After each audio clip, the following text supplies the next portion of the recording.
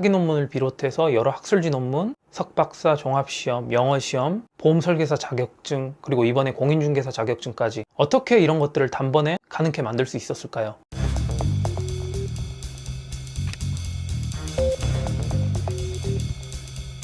안녕하세요, 노블레스입니다. 오늘 제가 이 영상을 준비하게 된 계기는 작년 30일에 공인중개사 자격증에 도전해서 정말 열심히 공부하고 노력한 끝에 전 과목 다 고득점으로 합격을 했습니다. 모든 분들을 다 만족시킬 수는 없고 아직 조금 부족하지만 제가 작년 한 해 동안 공부하면서 경험했던 노하우나 공부 방법 등을 지금 현재 공인중개사 시험을 준비하고 계신 분들께 도움될 수 있는 부분이 있지 않을까 하고 이렇게 합격 수기의 느낌으로 영상을 찍게 되었습니다. 이 영상이 현재 시험을 준비하고 계신 많은 분들께 좋은 기운으로 다가갔으면 좋겠습니다.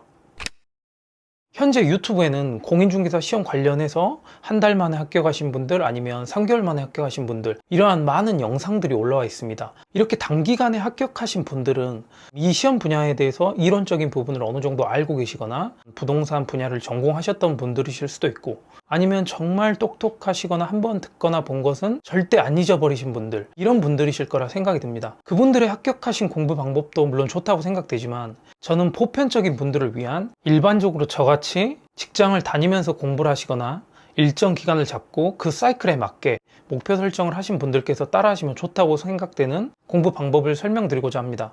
일단 저는 작년 직장을 다니면서 10개월 정도 공부를 하고 1, 2차 모든 과목 고득점으로 합격을 했습니다. 1차 과목 중 민법을 85점, 2차 과목 중 중개사법은 90점, 그리고 그 어렵다는 공법도 82.5점을 맞았습니다. 사실 제가 머리가 특별히 좋다거나 아니면 부동산 학과를 나온 것도 아니고 이쪽 관련 일도 한 번도 해본 적이 없습니다. 잠깐 제 소개를 해드리자면 저는 몇 년 전까지만 해도 프로축구 선수였거든요. 초등학교 시절부터 축구 선수를 꿈꾸면서 정말 열심히 노력한 결과 끝에 그토록 원하던 K리그 프로팀에 입단을 했습니다. 그런데 프로 선수 생활하다가 얼마 되지 않아 연습 경기 도중 같은 팀 동료 선수에게 심한 태클을 당해서 아킬레스건이 끊어지는 큰 부상을 당했습니다. 그날의 부상으로 큰 수술하고 그라운드를 영영 떠나게 됐습니다. 은퇴 후에는 심적으로나 멘탈적으로 힘들었지만 다시 마음을 가다듬고 곧바로 대학원에 진학해서 석사, 박사학위를 받고 현재는 대학교에서 체육학 강의를 하며 열심히 학생들을 지도하고 있습니다.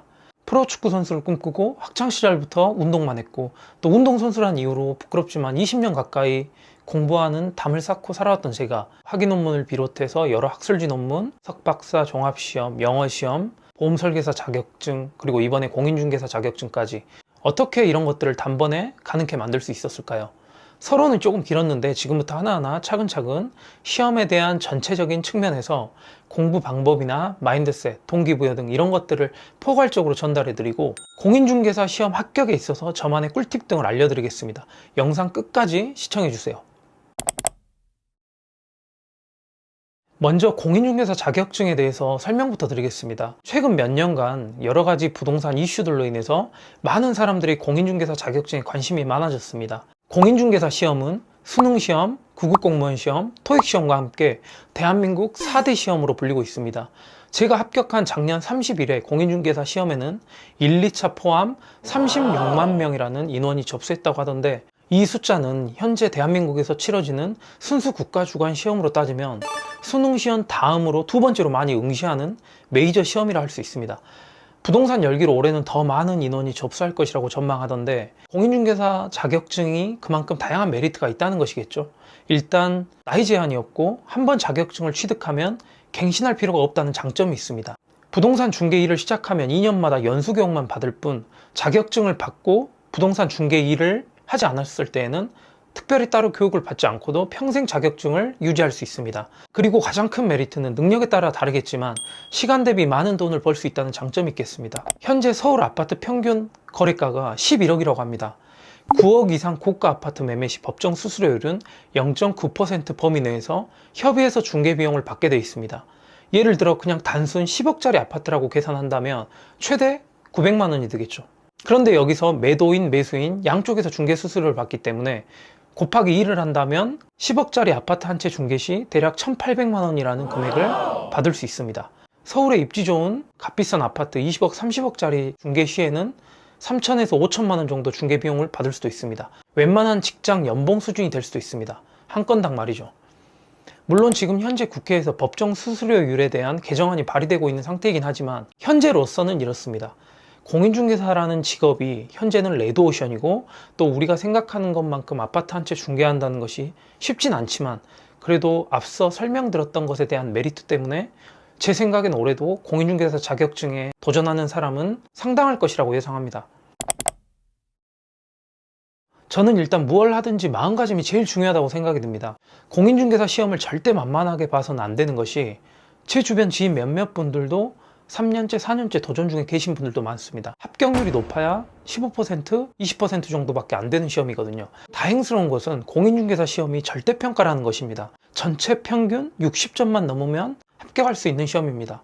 물론 과목당 까락 점수가 40점으로 책정되어 있긴 하지만 얼마든지 전략적인 공부 방법과 꾸준하고 성실한 마음가짐만 있으면 충분히 합격하는데 전혀 무리가 없다는 생각이 듭니다. 그리고 절대평가 방식이 상대평가 방식보다 부담이 조금 덜 되는 것 또한 사실입니다. 하지만 현재 국회에서 공인중개사 시험을 상대평가 방식으로 바꾸자는 법안이 계속해서 논의되고 있는 중이라고 합니다. 물론 국회에서 법이 통과되더라도 어느 정도 일정 유예기간은 주겠지만 공인중개사 시험을 준비하고 계신 분들이나 아니면 앞으로 시험을 준비할 계획을 갖고 계신 분들은 빠른 시일 내에 도전하는 것이 좋다는 생각이 듭니다. 공부는 원래 힘든 것입니다. 특히 공인중개사 과목은 6개 과목 중 부동산 학개론을 제외하면 5개 과목이 법과목입니다. 범위도 방대하고 시험이 해를 넘어갈수록 어려워지고 있는 추세이기 때문에 공부가 힘들고 어렵게 느껴지는 것은 매우 당연합니다. 그리고 이 분야를 처음 접해보신 분들이기에 배경 지식이 없고 또 단어가 생소하다 보니까 더더욱 어렵게 느껴지실 겁니다. 절대평가라 도전해볼만 하지만 절대적으로 쉬운 시험은 아니라는 것을 말씀드리고 싶습니다. 대충 한번 해볼까라는 생각으로 임한다면 빨리 포기하시는 게 좋다고 생각이 듭니다. 제가 작년 공부할 때 스케줄을 간략하게 설명드리자면 저는 작년 1월부터 10월까지 약 10개월 정도 공부를 했습니다. 직장을 다니면서 공부한 터라 평일에는 평균적으로 4시간, 5시간, 주말에는 6, 7시간 정도 공부를 했습니다. 퇴근 후에 바로 카페에 가서 2, 3시간 정도 인강을 듣고 집에 가서 밥을 먹고 조금 쉬었다가 다시 3, 4시간 정도 공부를 하고 새벽 2시 정도나 돼서야 잠을 잘 수 있었습니다. 제 인강 시청 기록을 보니까 10개월간 단 하루도 안 빠지고 인강을 받더라고요. 앞서 설명드렸다시피 저는 시험만 준비한 것이 아니기 때문에 직장 생활을 병행하면서 공부하기라는 쉽지 않았습니다. 주변에서 대단하다, 어떻게 그렇게 10개월간 매일 그렇게 일정한 레파토리로 그런 생활을 하냐 이렇게 말씀하시는데 저는 그렇게 대단하다고 생각하지 않거든요. 원하는 결과를 얻으려면 거기에 따라오는 고통은 당연히 인내해야 한다고 생각하고 내가 자격증을 따고 싶어서 스스로 선택한 공부고 이왕 할 거라면 단기간에 합격해보고 싶다는 그런 생각이 작년 저의 열정을 가져다 준 것 같습니다. 이 영상을 시청하고 계신 분들도 마찬가지 지금 무언가를 이루고 싶은 것이 있어서 준비하고 노력하는 과정 속에서 힘들고 지칠 수 있습니다. 그렇지만 본인이 선택한 것이고 또 본인이 얻고자 하는 것을 손에 넣으려면 어느 정도의 고통은 당연히 따르고 감내하셔야 한다는 것입니다. 고통 없이는 그 어떤 것도 쉽게 얻을 수 없다는 것을 명심하셨으면 좋겠습니다. 그리고 공부 기간 중 첫 모의고사를 보고 큰 좌절과 실망을 하게 되실 수도 있습니다. 생전 처음 받아본 점수를 보게 되실 수도 있거든요. 물론 저는 많이 받아봤지만요. 그런데 초반에 실력이 오르지 않는다고 해서 절대로 실망하실 필요가 없습니다. 현재 점수는 생각하지 말고 시험 날을 바라보면서 공부하시되 오늘 하루에 최선을 다하는 것이 바람직합니다. 합격이라는 큰 목표는 가지고 있되 월별, 주별, 일별로 쪼개서 하나하나 차근차근 달성해 나가다 보면 실력이 올라오고 자신감이 생길 것입니다. 하루에 1%씩만 달성해서 점수를 1점씩만 올린다고 생각한다면 시험 2달 전까지 빵점을 맞아도 시험 당일 60점으로 합격하실 수 있습니다. 이렇듯 하루의 성공에 모여서 합격이라는 결과를 가져다 줄 수 있습니다. 저도 10달간 하루도 안 빠지고 매일같이 공부할 수 있었던 원동력은 내가 오늘 하루 계획했던 공부량 이것만 다 하고 자자 이런 마음가짐으로 임했거든요. 퇴근 후에 4시간, 5시간 공부하는 거 절대 쉬운 일 아닙니다. 지금 이 영상을 시청하고 계신 분들 중에서도 하루에 4, 5시간 이상 공부하고 계신 분들이 많으실 거라고 생각됩니다. 이렇게 매일매일 목표치를 달성해 나가다 보면 무조건 합격이라는 결과를 가져올 수 있습니다. 오늘 하루 목표를 달성한 것에 대해서 절대 대수롭지 않게 생각하지 마시고 스스로에게 뿌듯해 하시고 자랑스러워 하셔도 된다는 것입니다. 공인중개사 시험은 기존에 출제된 문제 유형을 반복해서 내는 경향이 있습니다. 여기서 오해하지 말아야 할 것은 기출문제가 그대로 나온다는 것이 아니라 그 패턴과 유형이 반복된다는 뜻이거든요. 단원별 기출문제를 통해 그동안 출제된 문제 유형을 잘 살피셔야 합니다. 우리는 짧은 시간 안에 많은 지식을 머릿속에 채워 넣어야 되거든요. 단기간에 지식을 채우기 위해 가장 적합한 책의 유형은 교과서나 기본서가 아니라 문제집이나 기출문제입니다. 기본서나 인강을 통해서 어느 정도 지식 습득이 이루어졌다면 빨리 문제풀이 단계로 넘어가야 합니다. 내가 배웠던 것이 문제로 이런 식으로 이렇게 나오는구나, 이런 식으로 답을 꼬아서 내는구나, 이런 것들을 빨리 캐치하셔야 한다는 것입니다. 다시 말해 문제를 푼다가 아니라 문제를 많이 보고 읽어본다 라는 말이 맞겠죠. 아직 문제를 풀 수 있는 정도의 실력이 안 되더라도 뭐가 많이 나오고 나오면 어떤 식으로 어떻게 나오는지 그것을 빠르게 파악하셔야 한다는 것입니다. 시험 문제를 파악하지 않고 공부하신 분들은 농구 시합을 나가는데 축구 연습을 하고 있는 것과 마찬가지입니다. 풋살 시합을 나가는데 넓은 운동장에서 하는 축구 연습을 하고 있는 것이죠. 풋살은 경기장 크기나 골대 크기가 축구보다 훨씬 더 작잖아요. 필요로 하는 기술이 다르겠죠. 물론 발로 하는 기술은 똑같겠지만 풋살은 규칙도 다르고 경기장과 골대가 작음으로써 연습해야 할 것은 훨씬 더 정교하고 세밀한 기술들을 요하게 될 것입니다. 무슨 말이냐 하면 내가 볼 시험에 뭐가 어떻게 나오는지 모르고 있으니까 자꾸 엉뚱한 방향으로 엉뚱한 것만 공부하고 있을 가능성이 높다는 것입니다. 특히 기출문제를 볼 때는 연도별로 전 범위가 섞여 있는 기출문제집 말고 교수님들께서 단원별로 순서를 재정리해서 조합해낸 단원별 기출문제집을 보시는 걸 추천드립니다. 교수님들께서 중요하지 않다고 느껴서 설명해 주시지 않거나 밑줄을 안 그어주는 부분, 그 부분은 따로 공부하실 필요가 없습니다. 공인중개사 시험은 100점 맞는 시험이 아니거든요. 60점만 넘으면 합격하는 시험입니다. 절대평가 방식의 시험을 100% 이해하고 활용해야 합니다. 6개 과목이 방대한 양을 절대 머릿속에 다 집어넣을 수가 없습니다. 우리는 전략적으로 공부를 해야 합니다. 중요한 부분과 그렇지 않는 부분, 출제 빈도가 높은 부분과 그렇지 않는 부분, 철저히 구분해서 공부를 해야 되거든요. 그 부분만 잘 잡아도 충분히 60점 이상 맞을 수 있다는 거죠. 쉽게 설명해서 남들이 안 틀리는 것은 나도 안 틀려야 되고 남들이 대부분 틀리는 것은 나도 틀려도 되는 그런 시험이라는 겁니다. 절대평가라는 것은요. 많은 분들께서 잘못 판단하시는 것이 어쩌다 한 번 나오는 부분을 많은 시간을 들여서 열심히 공부한다는 것이거든요. 물론 그 부분에서 플러스 요인으로 작용될 수는 있지만 오히려 그동안 시험에 자주 나왔던 부분, 출제 빈도가 높은 부분을 더 공부하셔서 나는 이 부분에서 절대로 한 문제도 틀리지 않겠다라는 생각으로 공부하시는 것이 확률적으로 더 높은 점수를 가져오지 않을까? 저는 그렇게 생각합니다. 우리는 현재 학문을 위해 공부하는 것이 아니라 합격을 위한 공부를 해야 하거든요. 나중에 합격하시고 현장에서 일하시면서 부족한 지식이나 그런 부분은 충분히 보완하시고 습득하시면 됩니다. 이렇게 기출문제를 파악했다면 그 다음에 해야 할 것은 자명합니다. 시험에서 빈출되는 지문이 이런 것이구나. 이런 부분이 암기가 안 되어 있구나. 나는 이 계산 문제의 공식을 모르고 있구나. 이런 것들을 파악하셔서 내가 부족한 부분을 채워나가면서 공부를 좀 더 효율적으로 하실 수도 있습니다. 한 번 틀린 문제는 다시는 안 틀리겠다라는 마인드로 공부하셔야 합니다. 한 번 헷갈리거나 틀린 문제는 분명 또다시 틀릴 가능성이 높습니다. 저는 틀린 문제나 아니면 잘 안 외워지는 것들을 이렇게 해서 완벽히 외웠습니다. 저만의 방법으로 3가지 팁을 드리자면, 첫째는 자꾸 헷갈리거나 암기가 안 되는 부분이 있으면 출퇴근 시간 운전을 할 때 차에서 인강을 틀어놓고 귀로만 그 부분을 계속 들었습니다. 눈은 운전에 집중을 해도 귀로는 그 내용에 집중을 했습니다. 반복해서 듣다 보면 단어도 익숙해지고 어느 정도 그 부분이 이해가 되기 시작합니다. 두 번째는 본인만의 암기 카드를 만든 겁니다. 손바닥만한 사이즈로 암기 카드를 만들어서 각 과목별로 자주 출제되는 지문이나 정말 안 외워지는 것들, 헷갈리거나 자주 틀리는 지문들을 적어서 화장실에서나 쉬는 시간에나 잠들기 전 이런 자투리 시간을 활용해서 수시로 반복해서 보았습니다. 자주 보니까 그렇게 안 외워지는 것들도 결국 머릿속에 기억되고 외워지더라고요. 세 번째는 공부하는 책상 앞쪽이나 아니면 내가 머무르는 곳곳에 포스트잇으로 도배를 하는 겁니다. 저 같은 경우는 대부분 책상에서 공부를 했기 때문에 책상 앞 모니터나 옆 벽 쪽에다가 중요한 부분이나 어려운 계산 공식, 헷갈리는 부분을 자주 볼 수 있게끔 적어서 붙여놨습니다. 결국 이것도 반복이네요. 저는 이렇게 말씀드리고 싶습니다. 본인 나이만큼 반복하십시오. 저는 기본이론, 심화이론, 기출문제, 모의고사, 동영, 마무리 백선 등 합쳐보면 30번 이상 같은 내용을 반복적으로 보고 또 본 것 같습니다. 물이 바위를 뚫는 것은 물의 힘이 아니라 물이 바위를 두드리는 횟수라는 것을 잊지 말아야 합니다. 결국 꾸준함이 답이라는 것이겠죠. 저는 몇 년 전부터 공인중개사 시험을 준비해야지 라고 생각만 해왔습니다. 그런데 여러 가지 이유가 아니죠. 핑계죠. 여러 가지 핑계로 계속 미뤄왔습니다. 미뤄왔던 시간이 흐르면 흐를수록 마음이 조급해지고 공부 시작에 대한 두려움 때문에 심리적으로 불안하고 행동하지 않고 미루고 있는 것에 대한 후회와 압박감 때문에 일상이 그렇게 편치는 않았습니다.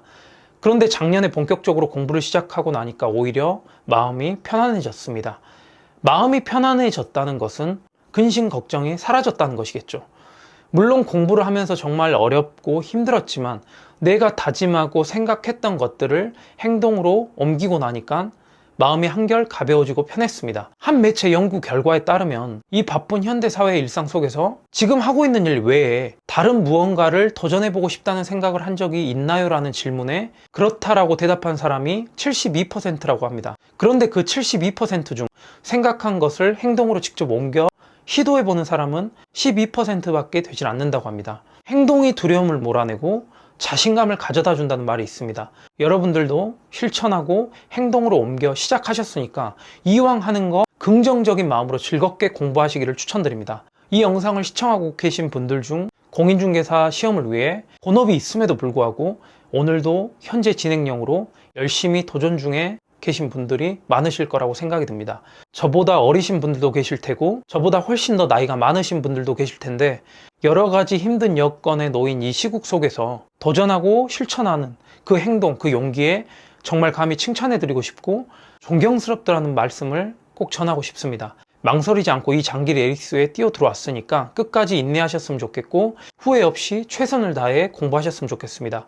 그렇게 꾸준하게 하다 보면 반복이 기적을 만들어내게 됩니다. 오늘 영상의 핵심 내용이 될 수 있겠네요. 제가 전달하고자 한 내용이 어쩌면 당연하고 단순하고 정말 기본적인 방법이라 생각하실 수도 있습니다. 에이, 저거 누가 몰라 라고 생각하시는 분들도 많으시겠죠. 근데 누구나 다 아는 내용이라고 하지만 한번 본인 스스로 나는 과연 단 하루도 안 빠지고 퇴근 후 10개월간 매일 저렇게 꾸준히 할 수 있을까? 라는 생각을 한 번만 해보셨으면 좋겠습니다. 어쩌면 다이어트와 같은 거라고 할 수 있죠. 누구나 살 빼는 방법은 알고 있습니다. 먹는 것을 절제하고 그보다 더 많은 활동량으로 운동을 해서 칼로리를 소모하면 됩니다. 정말 단순하고 누구나 다 아는 지식입니다. 그렇지만 대한민국 국민 대다수가 이 확실한 다이어트 방법을 알고 있음에도 불구하고 지키지 못한 채 내일로 미루고 살아가고 있습니다. 인간은 망각의 동물이고 정말 나약한 존재입니다. 이 영상을 준비하면서 저 역시 다시 한번 내 자신을 돌아볼 수 있는 계기가 됐고 현재 공인중개사 시험뿐만 아니라 다른 무언가를 이루기 위해 열심히 준비하고 계신 분들께서 다시 한번 마음가짐이나 멘탈적인 부분 또 이런 것들을 재정비하시고 또 강한 동기부여가 될 수 있는 좋은 계기가 되셨으면 좋겠다라는 생각을 조심스럽게 가져봅니다. 마지막으로 제가 가장 좋아하는 문구입니다. 결국 인생에서 무언가를 얻기 위해서는 반드시 고통이 수반된다는 사실입니다. 열정도 정말 좋은 단어지만 저는 그보다 더 중요한 단어는 끈기와 인내라고 생각합니다. 처음 일정 시간 동안은 힘들어도 인내하셔야 합니다. 또한 엄청난 노력을 해도 초반에는 결과가 미미할 수도 있습니다. 많은 사람들이 이 지점에서 포기를 합니다. 하지만 끈기와 인내를 가지고 그 임계점을 넘어선다면 그 잠재력은 본물 터지듯 일어날 것이라고 생각합니다. 물이 99도에서 끓지 못하고 100도씨에서 끓는 것처럼 마지막 1도를 올릴 수 있는 그 임계점, 그 한계를 넘어서야 합니다. 우리의 인생 목표를 성공한다 이게 아니라 성공할 때까지 실패한다 라는 마음가짐으로 임하는 것이 더 바람직하다고 생각됩니다. 절대로 첫 술에 배부를 수는 없거든요. 인내하시고 끊임없이 도전하십시오. 반드시 좋은 결과가 기다리고 있을 것입니다. 저는 여기까지 이 영상을 보신 분들은 반드시 시험에 합격하실 거라고 생각이 됩니다. 부족한 영상도 이렇게 끝까지 끈기 있게 시청해 주셨으니까요. 오늘 제가 작년 공인중개사 시험을 준비하면서 전체적인 큰 틀에서 간단한 공부 방법, 멘탈적인 부분, 마인드셋 이러한 것들을 두서없이 설명을 드렸는데 어떻게 보면 조금 당연하고 진부한 내용일 수도 있지만 그래도 여러분들께 조금이나마 도움을 드리고자 한 점 너그러이 이해해 주셨으면 좋겠습니다. 다음 영상에서는 조금 더 세밀하게 들어가서 작년 1, 2차 모든 과목을 80점대로 점수를 받을 수 있었던 각 과목별로 세부적인 공부 방법에 대해서 설명드리겠습니다. 공부하실 때 궁금하시거나 시험 관련 질문이 있으시면 언제든지 댓글이나 메일로 남겨주시면 제가 아는 범위 내에서 최대한 성심성의껏 답변 드리겠습니다. 다음 영상도 많이 기대해 주시면 감사하겠습니다. 다시 한번 강조드리지만 여러분, 반복이 기적을 만듭니다. 이 영상을 시청하고 계신 모든 분들께서 현재 이루고자 하는 목표, 이루고자 하는 소망 모두 다 꼭 이루시기를 진심으로 응원하겠습니다. 감사합니다.